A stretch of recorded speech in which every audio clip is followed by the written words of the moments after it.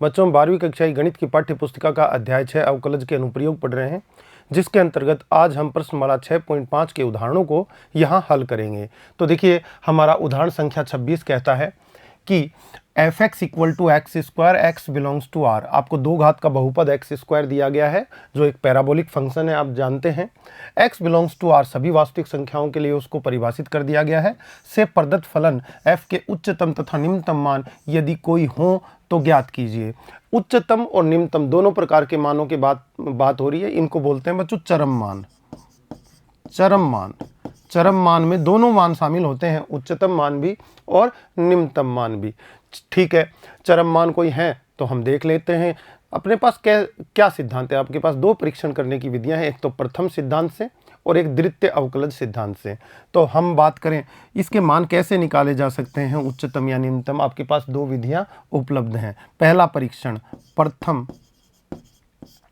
अवकलज परीक्षण। दूसरी विधि जो है बच्चों के पास द्वितीय अवकलज परीक्षण कहलाती है। इन दोनों विधियों को इस क्वेश्चन के माध्यम से अपन समझ लेंगे और फिर आगे जो क्वेश्चन करेंगे उस पर हम देखेंगे कि कौन सी विधि हमें सरलतम रूप में प्राप्त हो रही है। तो सबसे पहले इन विधियों को समझते हैं। देखिएगा, प्रथम अवकलज परीक्षण के माध्यम से कैसे उच्चतम और निम्नतम मान के बारे में बात कर सकते हैं। ठीक है, आपका दिया गया फलन, पहली विधि की बात करता हूं। इस विधि से दिया गया फलन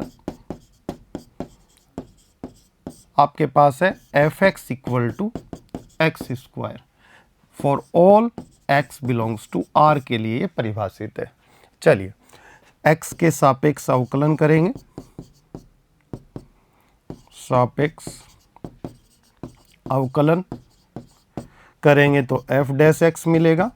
f' आपका 2x हो जाएगा बच्चों। और आगे बढ़ते हैं। देखिए, ये 2x हो जाएगा। तब हम कहेंगे f' = 0 रखने पर f' = 0 रखने पर हमें प्राप्त होगा 2x = 0। 2x = 0 it means x = 0। x का मान 1 प्राप्त हुआ, एक ही बिंदु प्राप्त हुआ आपके पास, x = 0। ठीक है बच्चों, f' = 0 रखने का कंसेप्ट क्यों आता है? कंसेप्ट इसलिए आता है जब भी बच्चों कोई फलन ऊपर में जाता है और नीचे में फिर आगे अपना व्यवहार बदलता है और ह्रासमान हो जाता है। अगर वर्धमान है फलन तो f' यहाँ पर क्या रहेगी, >0, और यहाँ पर f' क्या रहेगी, <0। बच्चे जानते हैं ये जो आपका उच्चिष्ट का पॉइंट होता है, या इसको स्थानीय उच्चतम भी बोलते हैं। मान लीजिए ये x अक्ष है और ये आपकी y अक्ष है। तो बच्चे इस x = a जो भी पॉइंट है, ये इसको उच्चिष्ट का बिंदु या फिर स्थानीय उच्चतम का बिंदु कहते हैं। स्थानीय उच्चतम के बिंदु से तात्पर्य मेरा है कि x = a अपने लघु प्रतिवेश में सबसे बड़ा मान रखता है। लघु प्रतिवेश यानी कि उसके जस्ट आसपास के पड़ोसियों का क्षेत्र, पहले भी व्याख्या की गई है लघु प्रतिवेश की। तो a का लघु प्रतिवेश इतना सा हुआ लगभग। अब यहाँ पर देखिएगा, इस बिंदु पे मान, इस बिंदु पे मान, आसपास के क्षेत्र में सबसे बड़ा मान कौन सा है, ये मान है। इसको बोलते हैं स्थानीय उच्चतम मान। ये बोला जाता है स्थानीय उच्चतम का बिंदु। क्या घटित होता है इस उच्चतम के बिंदु पे या उच्चिष्ट के बिंदु पे? देखिए, फलन का आलेख, जो आलेख है उसकी अवकलनीयता धनात्मक से ऋणात्मक में चेंज हो रही है ना। ऐसे ही अगर उसकी ऋणात्मक से धनात्मक में चेंज हो अवकलनीयता किसी फलन में, तो यहाँ पर स्थानीय निम्नतम आपको प्राप्त हो जाता है। तो यहाँ पर हम ये कहना चाहते हैं कि यदि कोई उच्चतम मान रखता है बिंदु, तो अवकलनीयता धनात्मक से ऋणात्मक में चेंज हो जाएगी। यानी कि उस पॉइंट से पहले क्या है, रहेगी धनात्मक, और पॉइंट के बाद क्या हो जाएगी, ऋणात्मक अवकलनीयता हो जाएगी, उसकी डिफरेंशियबिलिटी। यहाँ पर देखिए, ये मान लो x एक्सिस है और ये y एक्सिस है। तो यहाँ पर भी समझने का प्रयास करें बच्चे। x = a से पहले डिफरेंशियबिलिटी यहाँ पर f' क्या है, आपका फलन ह्रासमान है तो नेगेटिव है, जबकि यहाँ पर ऊपर जाते टाइम f' क्या हो गया, पॉजिटिव, क्योंकि फलन वर्धमान है। यदि x = a निम्नतम का, स्थानीय निम्नतम का बिंदु है, तो फलन की अवकलनीयता जो है ऋणात्मक से धनात्मक में कन्वर्ट हो जाती है। वह बिंदु से पहले तो रहती है उसकी अवकलनीयता ऋणात्मक, और x बराबर a के बाद में क्या हो जाती है, धनात्मक।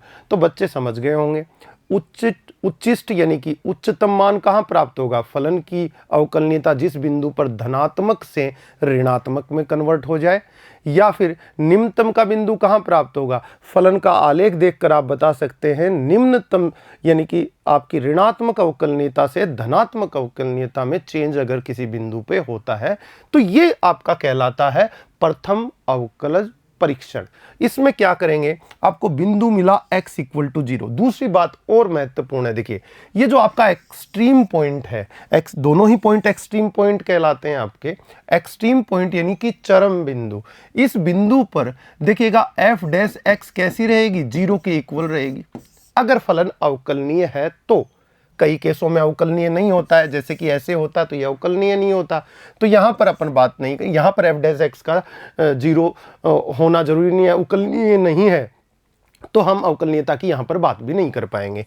नीचे से ऐसे कोना बना के फलन ऊपर चला जाए, इस तरह से नीचे से इस तरह से, ये देखिएगा मोड x के बारे में आप जानते हैं, तो x ये जो भी वैल्यू है यहाँ पर फलन अवकलनीय नहीं है, तो वहाँ पर अपन बात नहीं कर रहे। मैं तो कह रहा हूँ अगर फलन अवकलनीय है तो उच्चिष्ट पे या आपके उच्चतम के बिंदु पर फलन की अवकलनीयता क्या हो जाएगी बच्चों, शून्य हो जाएगी। यही बात निम्निष्ट पे भी होती है, इस बिंदु पे अवकलनीयता क्या हो जाएगी, f dash x equal to 0।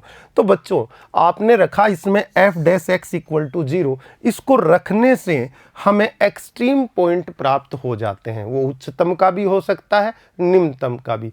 अभी थोड़ी देर बाद अपन नति परिवर्तन का भी एक केस लेंगे उदाहरण में, तो उसमें और अच्छी तरह से समझेंगे कि एक तीसरा बिंदु और प्राप्त हो सकता है जो क्या नति परिवर्तन बिंदु कहलाता है। वहां पर भी डिफरेंशियबिलिटी जो होती है 0 होती है, लेकिन वो न तो उच्चिष्ट का बिंदु होता है न निम्निष्ट का बिंदु होता है। उच्चिष्ट मतलब उच्चतम मान, निम्निष्ट मतलब निम्नतम मान।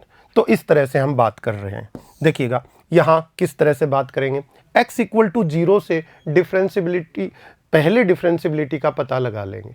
तो कोई बिंदु, देखिए संख्या रेखा आपकी है, ये लीजिए आपका फलन परिभाषित है पूरे r में, तो ये माइनस इन्फिनिटी से इन्फिनिटी आपका हो गया, ठीक है, पूरा r आ गया। इसमें एक पॉइंट मिला, x का मान आपको कितना, 0, आपने पुट कर लिया। अब ये पहला अंतराल देखो, ऐसे क्वेश्चन आपने पहले भी किए, और ये दूसरा अंतराल माइनस अनंत से 0 तक पहला अंतराल और 0 से अनंत तक दूसरा अंतराल।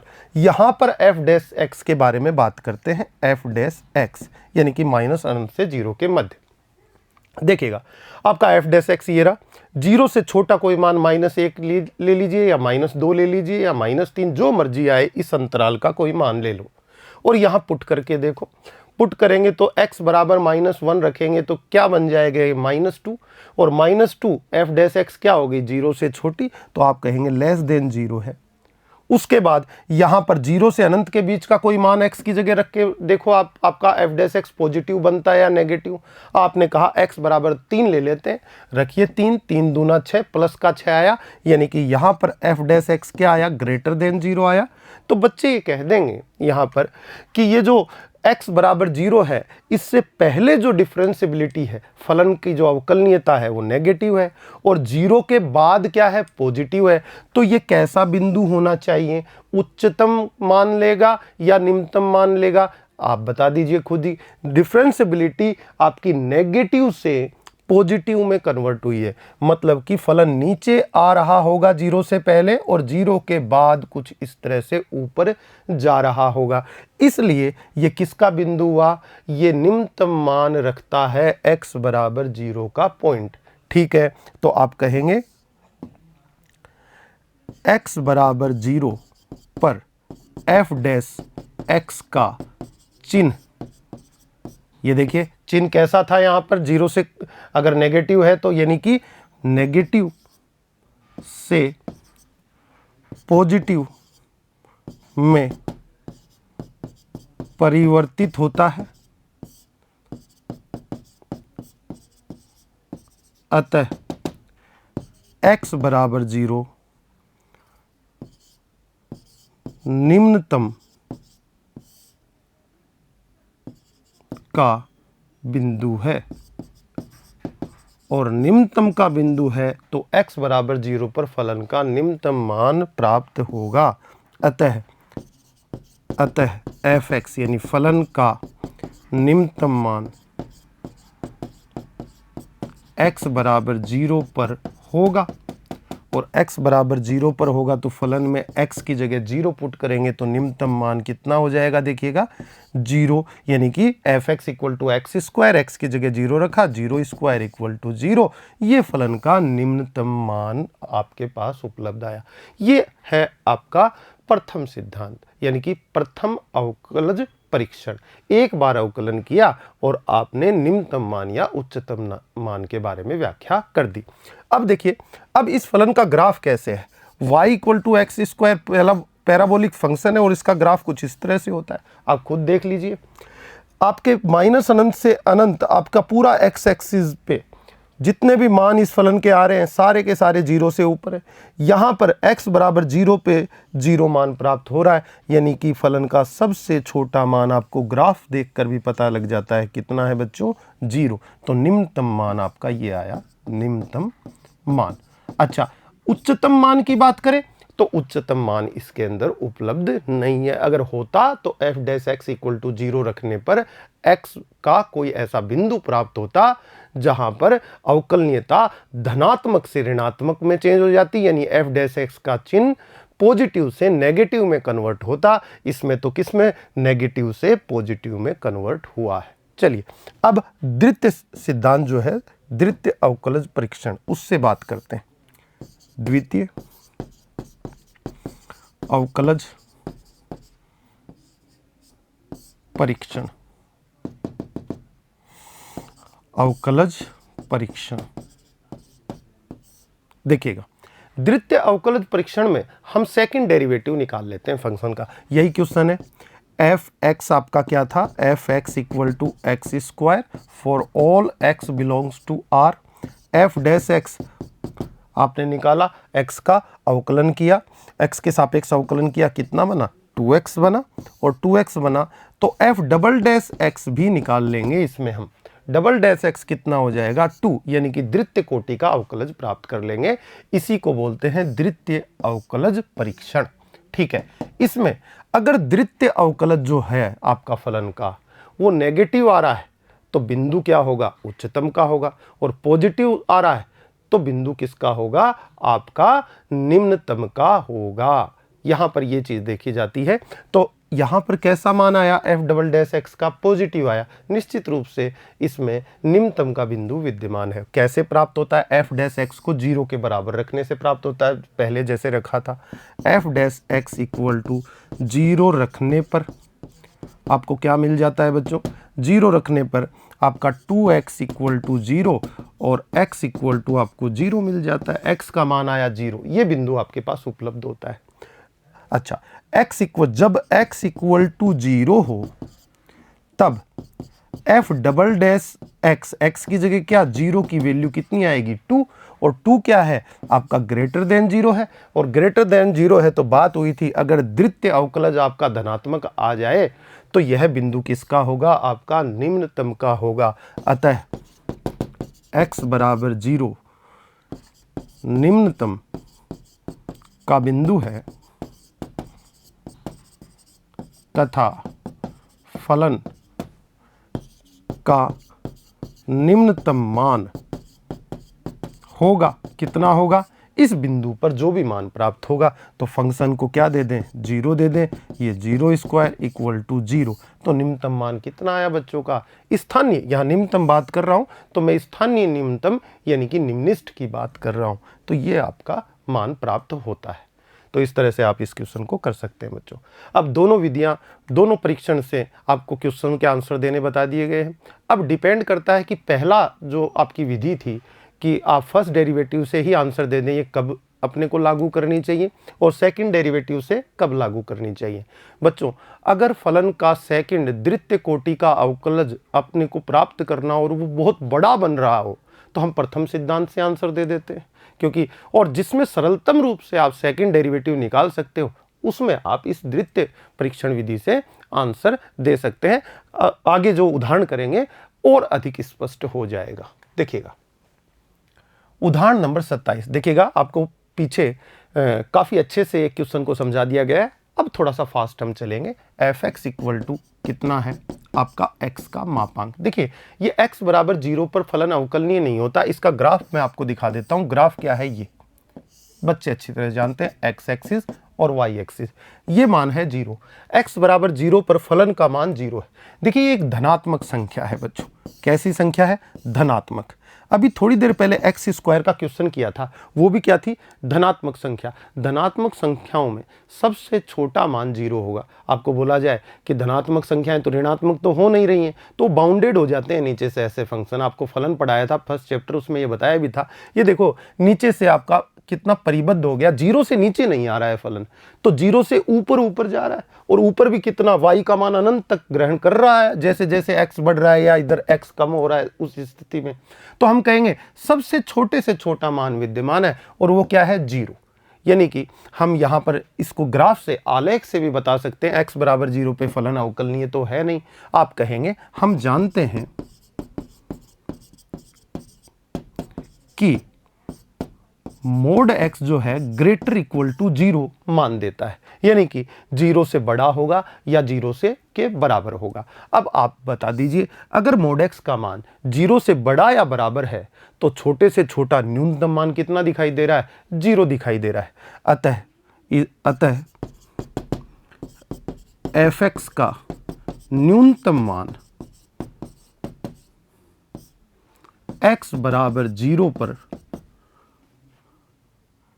f0 बराबर 0 प्राप्त होगा। देखिए और क्वेश्चन देखिए बच्चों, इस तरह से इसका स्टेटमेंट, इसका आंसर आप दे देंगे। और थोड़ा मैं कोई एग्जांपल लेता हूं आपके लिए। F x equal to x का मापांक प्लस 2, ये एक फलन दे दिया। इसका ग्राफ कैसा होगा बच्चों? पहले ग्राफ देखिए।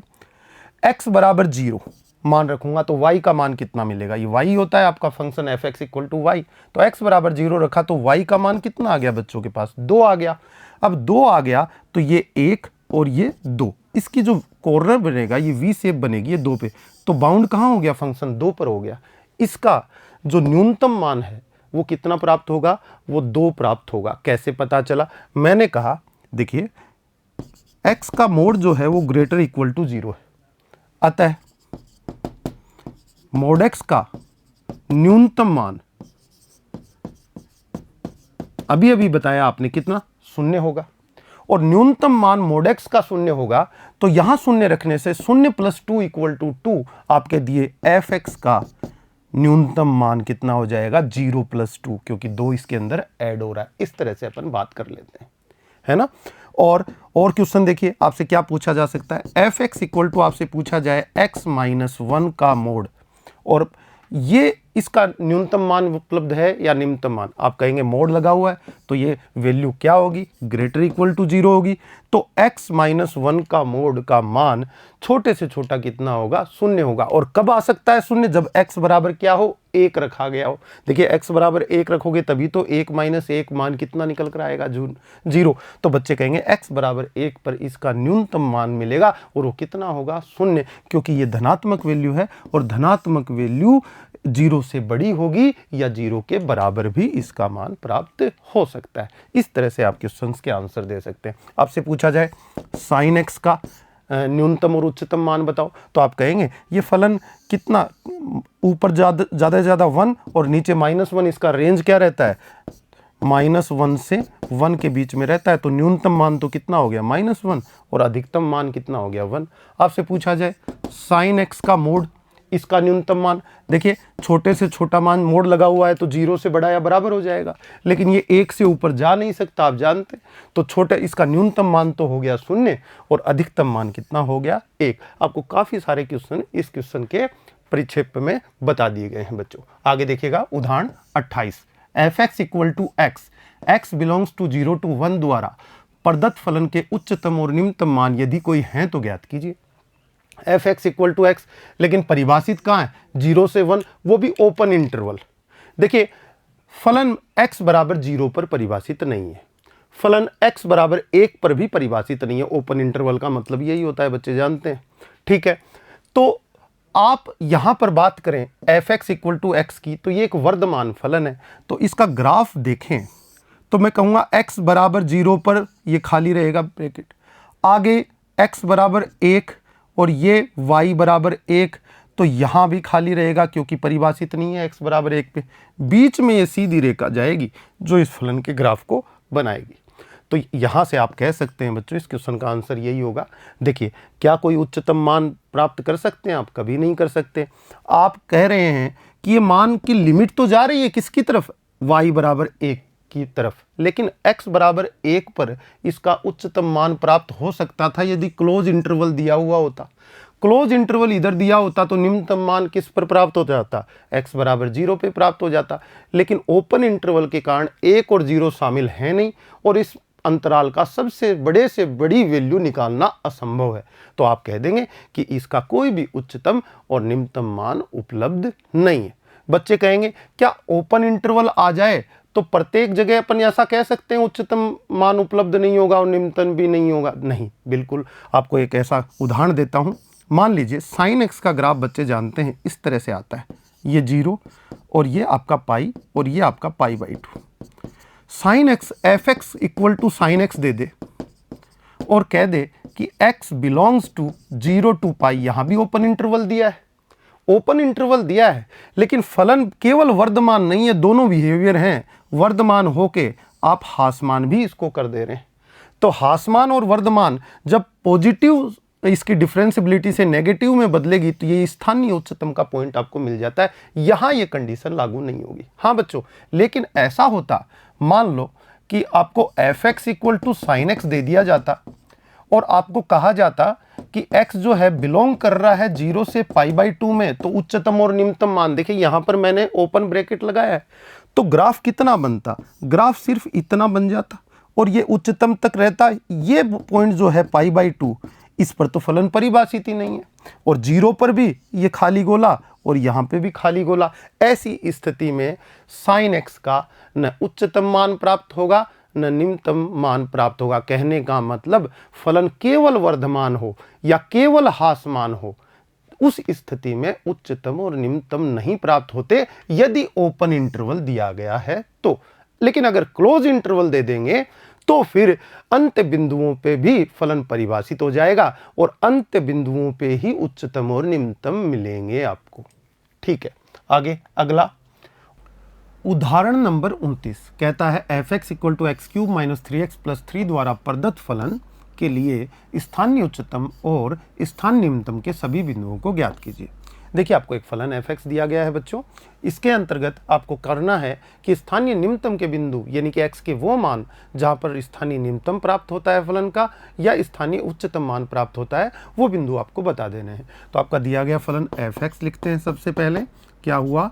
X cube minus 3x plus 3 implies that हम x के सापेक्ष अवकलन कर देते हैं तो हम एफ डैश एक्स प्राप्त कर लेंगे।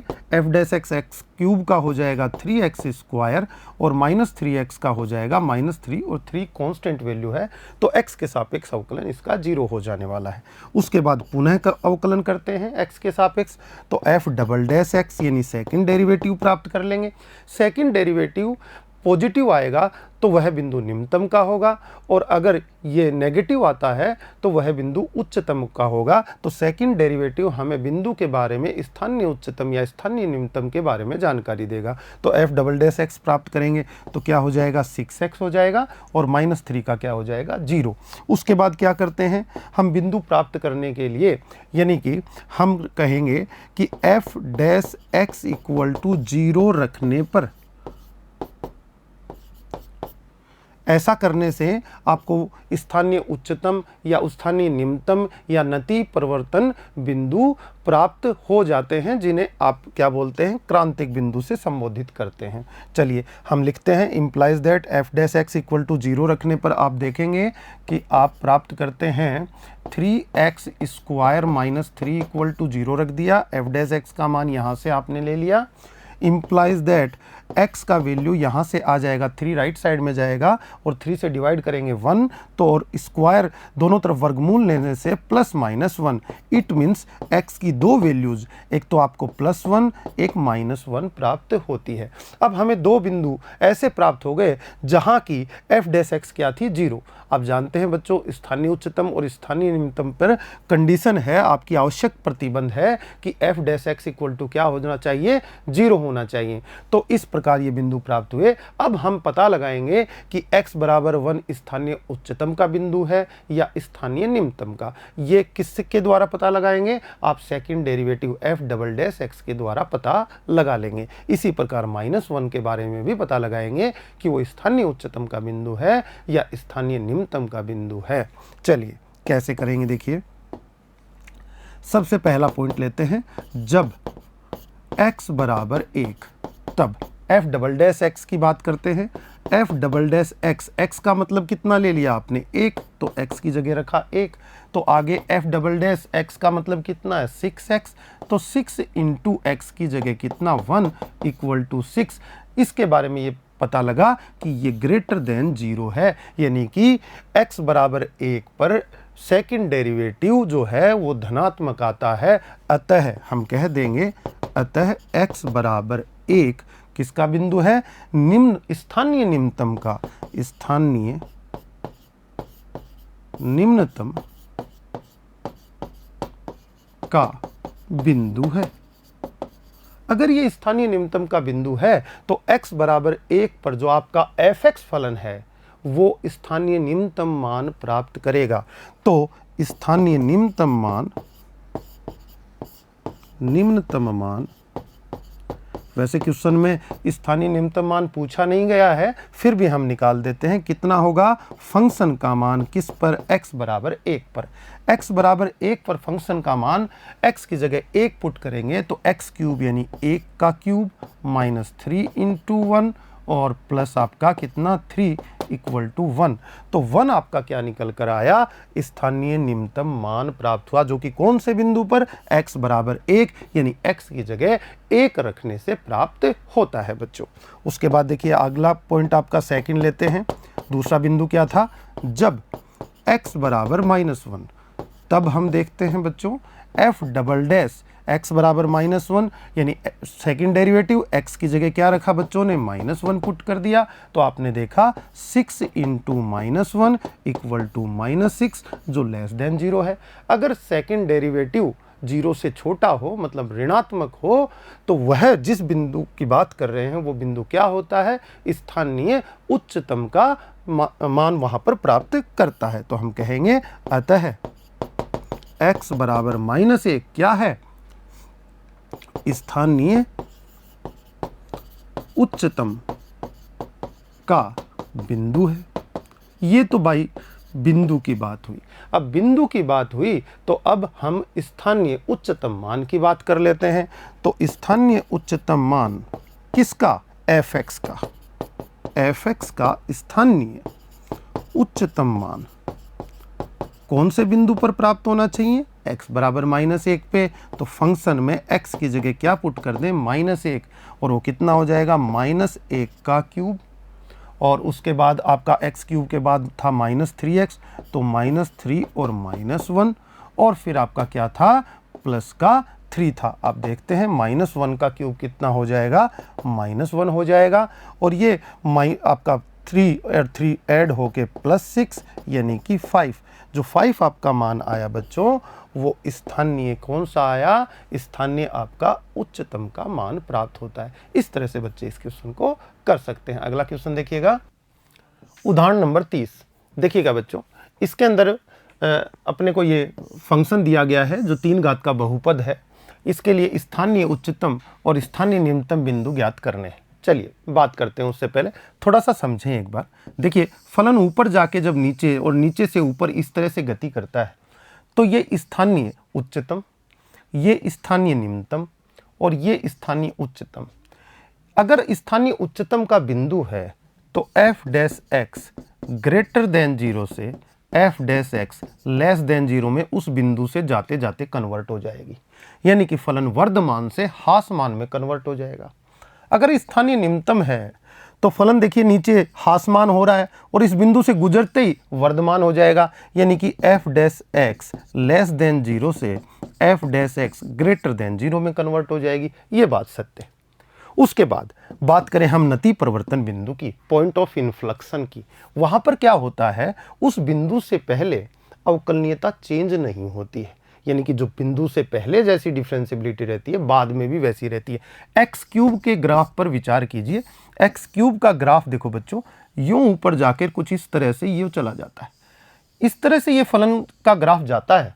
तो आप देख रहे हैं यहां पर ऊपर वर्धमान हो रहा है और x बराबर 0 से निकलकर फिर आगे वर्धमान हो रहा है, यानी कि इस बिंदु से गुजरते वक्त फलन की डिफरेंशियबिलिटी पहले भी f dash x greater than 0 थी और आगे भी f dash x greater than 0 है, यानी कि फलन वर्धमान बना रहता है। उच्चिष्ट के लिए वर्धमान से ह्रासमान में आना चाहिए, निम्निष्ट के लिए ह्रासमान से वर्धमान में आना चाहिए।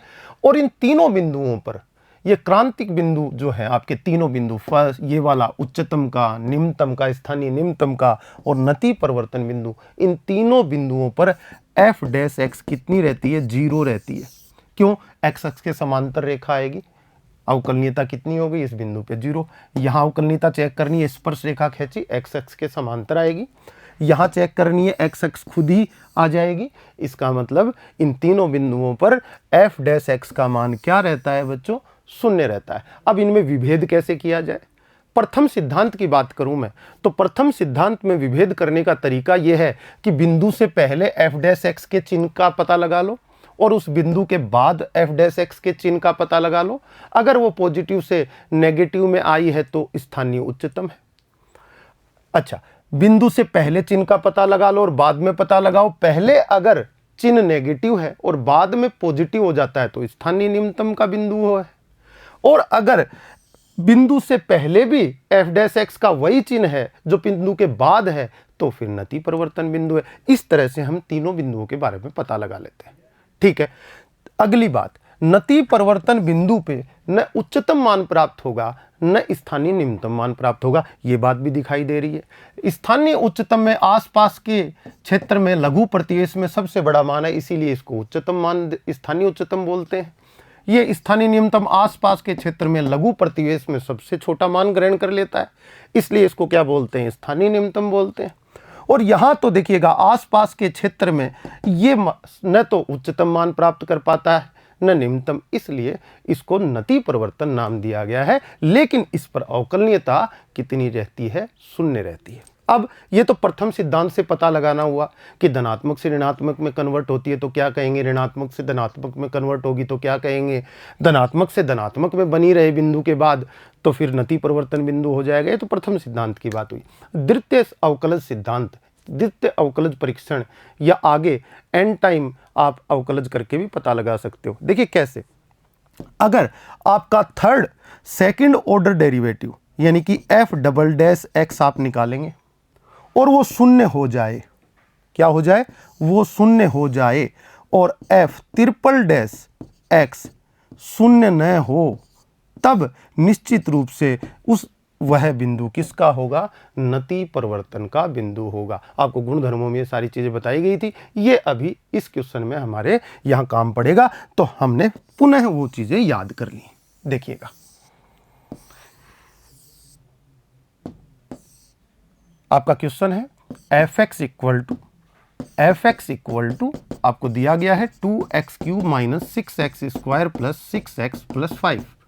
आप f डैश एक्स निकालते हैं, f डैश एक्स निकालते हैं तो आप देखते हैं कि यहाँ हो जाता है 6x स्क्वायर, यहाँ माइनस 12x और यहाँ प्लस का आपको 6। थोड़ा आगे बढ़ाएं, 6 को कॉमन ले लें तो x square minus 2x plus 1 आपको मिलता है, जो 6x माइनस 1 का होल स्क्वायर हो जाता है। ये f डैश एक्स की वैल्यू आती है। ये नति परिवर्तन बिंदु मुझे कैसे पता चला, देखिएगा, आप भी सोचने की कोशिश करें। ये क्या है, डिफरेंशियबिलिटी, अवकलनीयता, x माइनस 1 के ऊपर क्या है, होल स्क्वायर। ठीक है, सेकेंड ऑर्डर डेरिवेटिव की बात, अब प्रथम सिद्धांत से मैं बात करूं तो क्या किसी बिंदु पर ये अवकलनीयता ऋणात्मक हो पाएगी? बच्चे कहेंगे नहीं, क्योंकि ये तो धनात्मक वैल्यू है, x माइनस 1 का होल स्क्वायर, किसी के होल स्क्वायर लगा दोगे तो पॉजिटिव बन गया।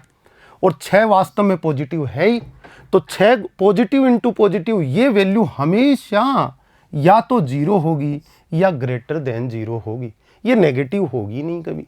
और अवकलनीयता नेगेटिव नहीं होगी तो इसका मतलब फलन वर्धमान है, फलन वर्धमान है, इस तरह से ऊपर जा रहा है। ऋणात्मक नीचे की तरफ आएगा ही नहीं फलन, और नीचे की तरफ आएगा नहीं, अगर ऊपर जाकर नीचे नहीं आएगा तो उच्चतम नहीं मिलेगा, और नीचे जाके ऊपर नहीं जाएगा तो निम्नतम मान नहीं मिलेगा।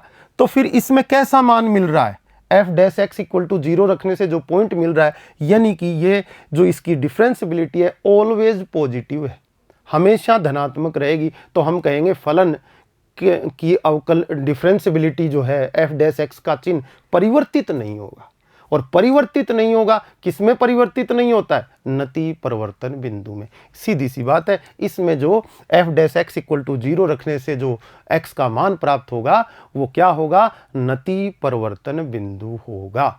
तो इस तरह से आप दे सकते हैं स्टेटमेंट। ठीक है, बच्चे कहें हम द्वितीय अवकलज सिद्धांत या हायर ऑर्डर से बात करना चाहें तो बिल्कुल कर सकते हैं। सेकंड डेरिवेटिव जब आप इसका निकालेंगे तो कितना आ जाएगा बताइए, आ जाएगा 12x माइनस 1 आ जाएगा। ठीक है, अब आप x equal to f dash x equal to 0 रखेंगे तो x बराबर 1 मिलेगा, और x बराबर 1 पर देखिए सेकंड ऑर्डर डेरिवेटिव क्या हो गया, शून्य हो गया। एफ डबल डैश एक्स बराबर 1 पर कितना हो गया, शून्य हो गया। अभी अभी बात हुई थी। थर्ड ऑर्डर डेरिवेटिव निकालेंगे तो कितना हो जाएगा, 12 हो जाएगा, और ये 12 क्या है, नॉट इक्वल टू 0 है। तो अपनी यही तो बात हुई थी, सेकंड ऑर्डर डेरिवेटिव शून्य हो जाए किसी पॉइंट पर, और थर्ड ऑर्डर डेरिवेटिव शून्य न हो, तो वो जो बिंदु मिला है एफ डैश एक्स बराबर 0 रखने से, वो कौन सा बिंदु है बच्चों, वो नति परिवर्तन बिंदु है। तो दो तरीके से क्वेश्चन नति परिवर्तन बिंदु को पहचानना आपको इस क्वेश्चन में सिखा दिया है।